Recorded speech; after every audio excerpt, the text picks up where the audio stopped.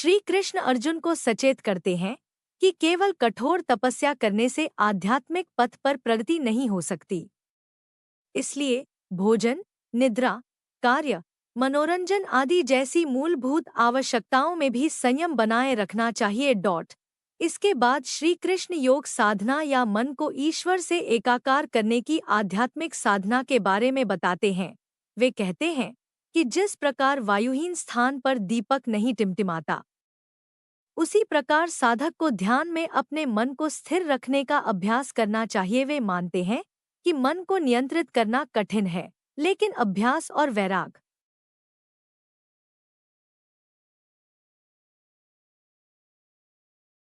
इसे नियंत्रित किया जा सकता है। इसलिए जब भी यह भटक जाए, इसे वापस लाना चाहिए और ईश्वर पर ध्यान केंद्रित करना चाहिए। तब मन शुद्ध होकर पारलौकिकता या समाधि में स्थापित हो जाता है, जो एक आनंदमय अवस्था है जहां व्यक्ति अनंत दिव्य आनंद का अनुभव करता है।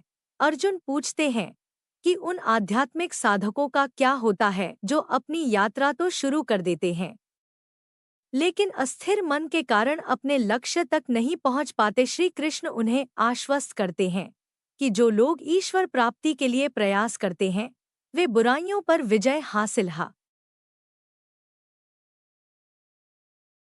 मन की शक्ति से आत्मा उद्वेलित करो और स्वयं का पतन न हो। मन में ही जीवात्मा का मित्र और शत्रु दोनों हो सकते हैं। जो मन पर विजय पाली है, मन उसका मित्र है।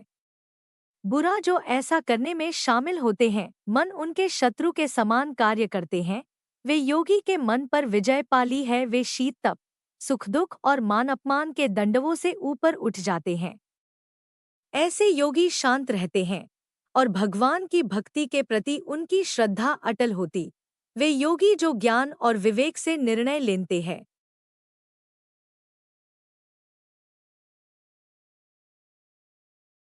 अर्जुन बोले, हे मधुसूदन, आपने जो योग पद्धति बताई है, वह मेरे लिए अव्यावहारिक एवं अप्राप्य प्रतीत होती है, क्योंकि मेरा मन चंचल है। हे कृष्ण, मन बड़ा चंचल, अशांत, बलवान और हठी है। मुझे ऐसा प्रतीत होता है कि इसे वश में करना वायु से भी अधिक कठिन है। भगवान कृष्ण बोले, हे महाबाहु कुंती पुत्र, तुम्हारा कहना ठीक है। मन को वश में करना सचमुच बहुत कठिन है, परंतु अभ्यास और वैराग्य से इसे वश में किया जा सकता है। जिसका मन अनियंत्रित है, उसे बस में किया जा सकता है। शरीर के सभी द्वारों को रोककर, मन को हृदय क्षेत्र में स्थिर करके तथा प्राण को सिर की ओर खींचकर दृढ़ योगिक एकाग्रता में स्थित होना चाहिए।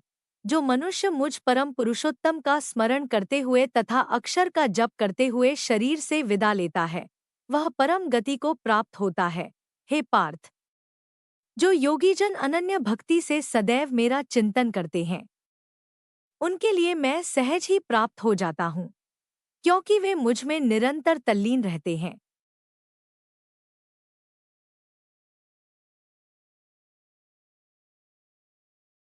भागवत गीता का 7वां अध्याय, जिसमें कृष्ण अर्जुन को सर्वोच्च सत्य, ईश्वर और भौतिक व आध्यात्मिक जगत के बारे में ज्ञान देते हैं।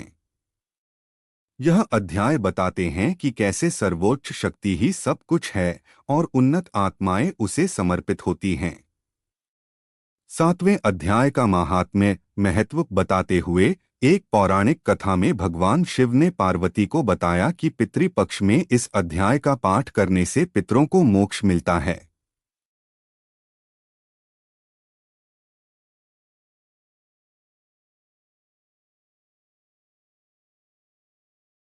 मेरी भक्ति करता है, उसे मातृ ऋण, देव ऋण, पितृ ऋण, ऋषि ऋण सब ऋणों से मैं मुक्त कर देता हूँ। जिनसे तुमने सेवा करवाई है, उनकी सेवा करनी पड़ेगी। जिनसे अपने जो कुछ लिया है, उनको वापस देना पड़ेगा। लेने देने का व्यापार जब तक खत्म नहीं होगा, तब तक ये जन्म मरण चलता रहेगा। निन बचने का एक ही उपाय है कि अब जो शरीर धारण किया है, इसी का भोग लें, आगे नहीं होना चाहिए। तो अब क्या करें? भगवान की शरण ले लें। हमें अपनी सारी जिम्मेवारी भगवान को समर्पित कर देनी है। वो सब जानते हैं, तभी हम जीवन मुक्त होंगे।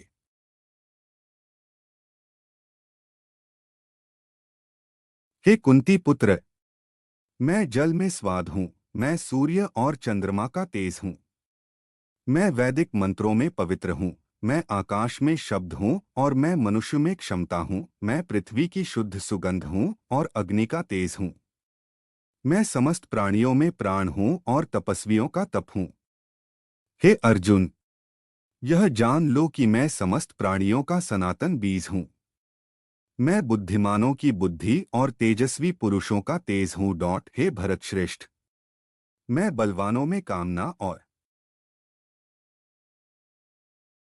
जो लोग योग की अवस्था चाहते हैं उन्हें एकांत में रहना चाहिए, मन और शरीर को नियंत्रित रखते हुए निरंतर ध्यान में लगे रहना चाहिए तथा भोगविलास की इच्छाओं और वस्तुओं से मुक्त होना चाहिए। योगाभ्यास के लिए किसी पवित्र स्थान पर कुश, मृगचर्म और वस्त्र को एक के ऊपर एक रखकर आसन बनाना चाहिए। आसन न तो बहुत ऊंचा हो और न ही बहुत नीचा। इस आसन पर दृढ़तापूर्वक बैठकर योगी को सभी विचारों और क्रियाओं को नियंत्रित करते हैं।